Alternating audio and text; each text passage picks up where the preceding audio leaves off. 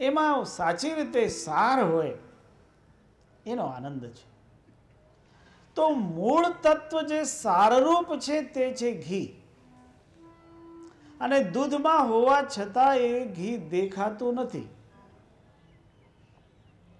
એવો જ સારતત્વનો બોધ આ ગ્રંથમાં આપવામાં આવેલો છે. એટલે આ ગ્રંથનો જે વિષય છે એમાં એક મૂળ ભાગ છે, એનું નામ છે સાર શબ્દ સાધના નિરૂપણ. સાર શબ્દની સાધના કેવી રીતે થાય તે એ આપણે ક્રમશઃ એ વિષય ઉપર જઈએ. પ્રારંભમાં આના પઠનનો લાભ શું, એનો ફલ, એની ચર્ચા પ્રારંભમાં કરીએ. થોડું પણ તમે ચિંતન કરો, થોડું પણ આનું શ્રવણ કરો તો પણ તમારા જીવનમાં એનો ખૂબ લાભ થાય. એતસ્ય પઠનાદેવ સર્વે વિઘ્ના વિનિશ્ચિતમ નશ્યંતિ ચ તથા રોગા ખર્જુ વિસ્ફોટકાદયઃ. આ ગ્રંથના શ્રવણ દ્વારા, પાઠ દ્વારા થાય શું કે એ આ ગ્રંથનું તમે શ્રવણ કરો તો તમારા જીવનમાંથી વિઘ્નો બધા દૂર થઈ જાય, નિર્વિઘ્ન જીવન થાય. નિર્વિઘ્ન જીવન કેવી રીતે થાય? તમારા રોગ દૂર થઈ જાય. અને રોગ કયા પ્રકારના? સાચી રીતે તો રોગ જેના કારણે થાય એ કારણ જ દૂર થઈ જાય. માનવીને રોગ શું કામ થતા હોય? વ્યાધિ શું કામ થાય? દરેક વ્યક્તિને દુઃખ વ્યાધિ સહન કરવાનું કારણ એની ભૂલ હોય છે. જ્યારે માનવીની ભૂલ નિવૃત્ત થાય, કોઈ પણ પ્રકારની ભૂલ થઈ હોય, એ ભૂલના કારણે માનવી રોગગ્રસ્ત બનતો હોય. પણ એ ભૂલનું જ નિરૂપણ થઈ ગયું, એ ભૂલ જ દૂર થઈ ગઈ, સાફ થઈ ગઈ, તો પછી રોગ દૂર થયો. રોગ દૂર થયો એટલે તમે આનંદમાં આવી ગયા. તો આપણા જીવનમાં કોઈ રોગ નહીં હોવો જોઈએ. અને મોટામાં મોટો રોગ કયો છે? કો દીર્ઘ રોગો ભવયેવ સાધો. શંકરાચાર્યજીને કોઈએ પ્રશ્ન કર્યો કે આ જગતમાં મોટામાં મોટો રોગ કયો? તો કહે આ સંસાર જે છે, જેમાં અટવાયેલું માનવીનું મન અને આ સંસારના કારણે દુઃખી થતું મન, એ મોટામાં મોટો રોગ. તો તમારા મનમાંથી આ સંસારરૂપી રોગ નિવૃત્ત થઈ જાય અને તમારું મન પરમ શાંત થઈ જાય એટલે તમારા બધા રોગો મટી ગયા. એક બીજી વાત તમને કહું, અમે સંતોના જીવનમાં એવું જોયું છે, પ્રત્યક્ષ દર્શન કર્યું છે. એવા સંતોના દર્શન કર્યા જેના શરીરમાં વ્યાધિ દેખાતી. આપણને એમ લાગે કે એને બહુ કષ્ટ હોય, બહુ દુઃખ હોય, પણ એ સંતનું દર્શન કરો તો એના મોઢા ઉપર દુઃખ નહીં દેખાય. શરીરમાં વ્યાધિ હોય, કારણ આ શરીરમ વ્યાધિ મંદિરમ, કઈ ને કઈ વ્યાધિ તો શરીરમાં હોય. પણ જે શરીરથી પોતાને જુદા કરીને જુએ તો એના કારણે એને વ્યાધિની અસર એના મન પર થાય નહીં, દુઃખની, તકલીફની એના મન ઉપર અસર થાય નહીં. અને એટલા માટે એને જોઈએ શુદ્ધ જ્ઞાન, જેને આપણે કહીએ પૂર્ણ વિવેક. અને પૂર્ણ વિવેક આ ગ્રંથ દ્વારા, આનું પઠન શ્રવણ કરવાથી પ્રાપ્ત થાય. એટલા માટે આ એક મોટા રોગનું નિરાકરણ કરનાર પણ ગ્રંથ છે.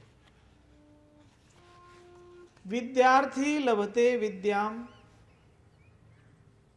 જેને જ્ઞાનની કામના છે એ વિદ્યાર્થી, એને વિદ્યા પ્રાપ્ત થાય અર્થાત જ્ઞાન પ્રાપ્ત થાય. અને જ્ઞાન આ સદગ્રંથ દ્વારા પ્રાપ્ત થતો હોય. ધનાર્થી લભતે ધનમ. હવે ધન તમે એમ કહેશો, એવો પણ કોઈ અર્થ કરે કે તમને રૂપિયા પૈસા પણ મળી જાય, પણ રૂપિયા પૈસા તો કયા પ્રકારનું ધન છે? એ તો આજે છે ને કાલે નહીં. થોડા વખત પહેલા મારે એક પ્રસંગ વાંચવામાં આવેલો. એક ભાઈને લોટરી લાગી. લોટરી લાગીને 10 કરોડ રૂપિયા લોટરીમાં મળ્યા. અને અચાનક 10 કરોડ રૂપિયા એના હાથમાં આવ્યા એટલે પછી તો એ ભાઈ ગાંડા જેવો આ પૈસા ખર્ચવા માંડ્યો અને એની લાઈફ હાઈ પ્રોફાઇલ લાઈફ બની ગઈ. ખૂબ ખર્ચો કરે, ખૂબ ખર્ચો કરે. અને જ્યારે ખૂબ ખર્ચો કરતો હોય તો પછી તો કોઈનો કોઈ સમય તો એવો આવવાનો, કાरू का खजाना હોય તો ભી ઉસકા અંત હૈ. એટલે મોટા મોટો 10 કરોડ રૂપિયાનો ધન એના પાસે આવેલો, પણ એ પણ ધીરે ધીરે ખલાસ થઈ ગયો અને એને હાઈ પ્રોફાઇલ લાઈફની ટેવ પડી ગઈ. પણ હવે પૈસા નહીં, પણ એ ભાઈ એ લાઈફ છોડી નહીં શકે. એટલે શું કરે? ઝડપથી ક્યાંકથી પૈસા મળે એના માટે કોશિશ કરે. અને બીજી કઈ આવડત નહીં. બીજી આવડત ન હોવાના કારણે પૈસા કેવી રીતે મેળવવા, તો એના માટે અપરાધના માર્ગે ચડે. ઘરફોડી કરવા માંડ્યો, ચોરી કરવા માંડ્યો. અને પછી થોડાક દિવસ તો એને ચાલ્યું, પણ થોડા સમય પછી પકડાઈ ગયો. ત્યારે ખબર પડી કે આ માણસ તો એવો હતો જેને 10 કરોડ રૂપિયાની લોટરી લાગી હતી. અને હવે ચોરી કરીને એને એટલા બધા વસ્તુઓ લોકોના ચોરેલા ભેગા કરેલા, તો એ ધન તો એના હાથમાંથી ગયું જ. અને હજી આ ભાઈ જેલમાં છે. આ કોઈ બનાવેલી ઘટના નથી. માનવીના જીવનમાં એવું થાય. તો જે ભૌતિક ધન છે એ તો આવતો જતો હોય, પણ જે આત્મધન છે, જે જ્ઞાન ધન છે, એ જ્ઞાન ધન સર્વશ્રેષ્ઠ ધન છે. એને કોઈ ચોરી શકતું નથી, એને કોઈ લૂંટી શકતું નથી, એનો કોઈ વિભાગ પાડી શકતો નથી. ન તો ભાઈ કહે કે ભાઈ તને મળ્યું છે તો હું એમાંથી ભાગ પાડું. જેને મળ્યું હોય એ એનું કલ્યાણ કરે છે. અને એવી રીતે એ જ્ઞાન આ ધર્મગ્રંથ દ્વારા પ્રાપ્ત થાય છે, કારણ આ જ્ઞાનનો ગ્રંથ છે. આ ગ્રંથમાં કોઈ પણ એવી કથા નથી કે કોઈ ચરિત્ર નથી, પણ શુદ્ધ જ્ઞાન આપેલું છે. માનવીની બધી મનોકામનાઓ પૂર્ણ થઈ જાય, ઈચ્છાઓ બધી પૂર્ણ થઈ જાય. જે મનોકામનાઓ છે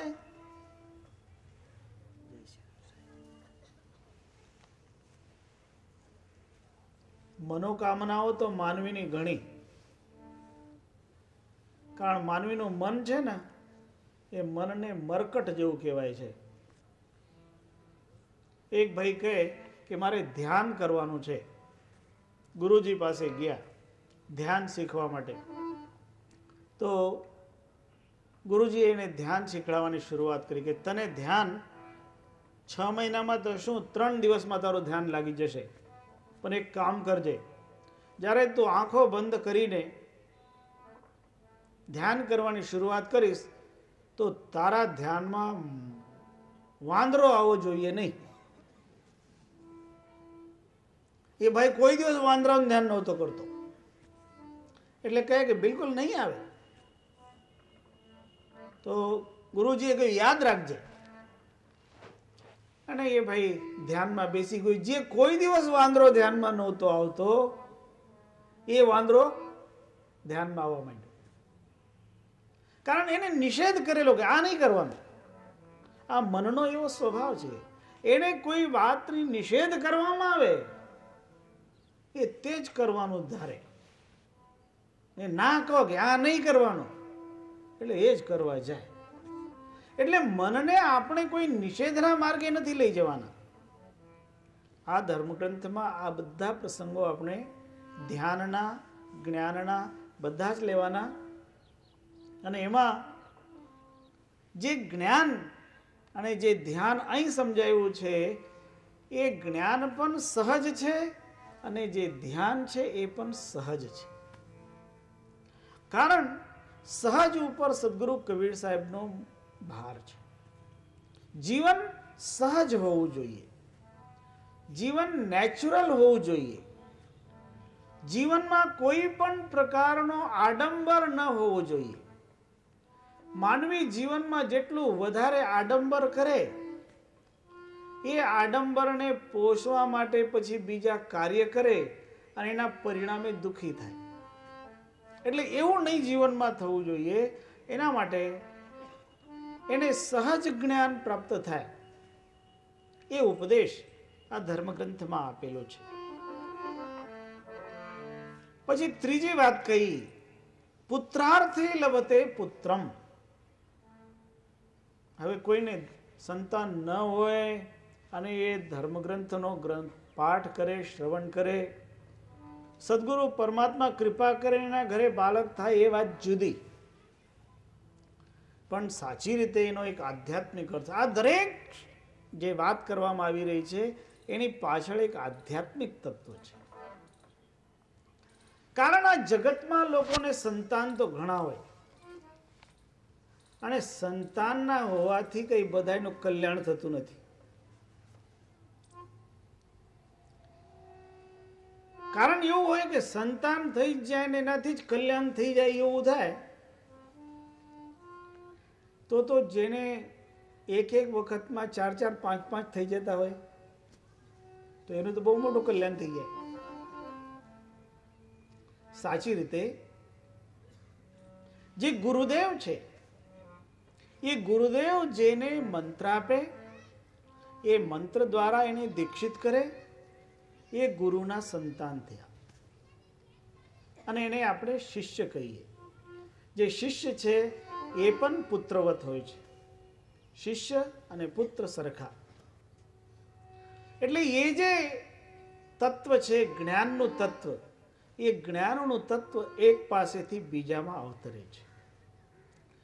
જેવી રીતે શાસ્ત્રોમાં આત્મા વૈ જાય તે પુત્ર એમ વર્ણન કરવામાં આવ્યું, એવી રીતે ગુરુ પાસેથી જ્ઞાન મેળવીને શિષ્યને પણ ગુરુત્વ પ્રાપ્ત થાય.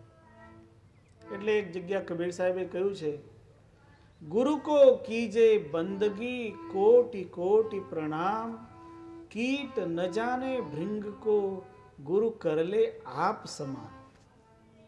એ ગુરુની વિશેષતા છે. એ ગુરુ શિષ્યને પોતાના જેવો જ બનાવે, એ જ્ઞાન આપે અને એ જ્ઞાન દ્વારા શિષ્ય પણ જ્ઞાનવાન થઈ જાય. તમે બધાએ આ મંત્ર તો વૈદિક મંત્ર સાંભળેલો જ છે. ઓમ પૂર્ણમદઃ પૂર્ણમિદં પૂર્ણાત પૂર્ણમુદચ્યતે પૂર્ણસ્ય પૂર્ણમાદાય પૂર્ણમેવાવશિષ્યતે. એવું કયું તત્વ છે જે પૂર્ણ છે અને પૂર્ણમાંથી તમે પૂર્ણ કાઢી લો તો પણ પૂર્ણ જ રહે? એવું તત્વ છે કયું? કુબેરનો ખજાનો હોય પણ એમાંથી તમે એક કોડી ઓછી કરો ને તો એમાં એક કોડી ઓછી થઈ જાય. સમુદ્રમાંથી એક ટીપું પાણીનું તમે કાઢી લીધું તો એક ટીપું ઓછું થયું. પણ એવું કયું તત્વ છે કે જે બધું જ તમે કાઢી લો છતાં બિલકુલ ઓછું થતું નથી? એવું પૂર્ણ તત્વ છે કયું? તો એ છે જ્ઞાન. તમે તમારા ગુરુ પાસેથી સંપૂર્ણ જ્ઞાન મેળવી લો પણ ગુરુ પાસેથી જ્ઞાન કઈ થોડું ઓછું થવાનું નથી. એનું જેટલું છે એટલું જ રહે. એક વખત ભગવાન બુદ્ધ પાસે એક રાજકુમાર ગયા અને રાજકુમાર કહે કે મારે આ જીવાત્માના સંદર્ભમાં થોડું જ્ઞાન મેળવવાનું છે. તમે કહો છો કે આ જીવાત્મા એક જગ્યાથી બીજી જગ્યા જાય, એનો પુનર્જન્મ થાય, તો કેવી રીતે થાય? તો ભગવાન બુદ્ધ કહે એક કામ કરો, એક દીવો લઈ આવો એક દીવો લઈ આવ્યા, એને પ્રગટ કર્યા, પછી કંઈક હવે બીજો દીવો લઈ આવો, બીજો દીપ લઈ આવ્યો, અને એ દીપને આ દીપથી પ્રગટ કર્યા, તો બે દીવા પ્રગટ થયા. બે દીવામાં જ્યોતિ સરખી. ત્યારે ભગવાન બુદ્ધ કહે કે આ દીવામાંથી આમાં શું ગયું અને આમાં શું ઓછું થયું?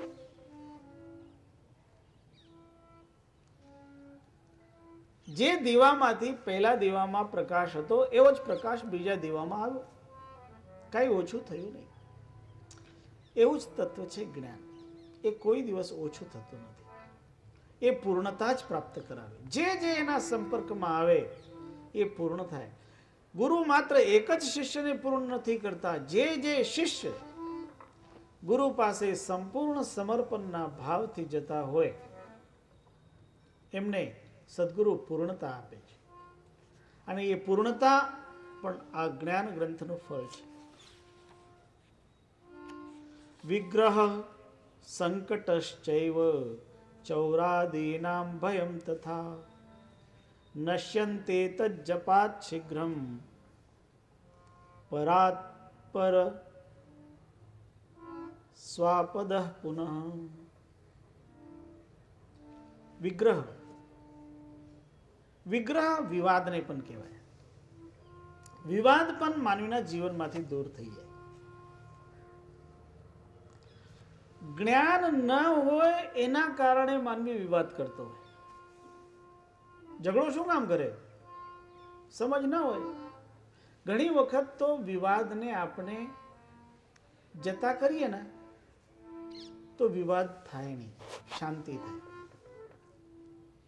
આ જગતમાં લોકોને સુખેથી રહેવું હોય તો આ એક ગુણ અપનાવવા જેવો છે.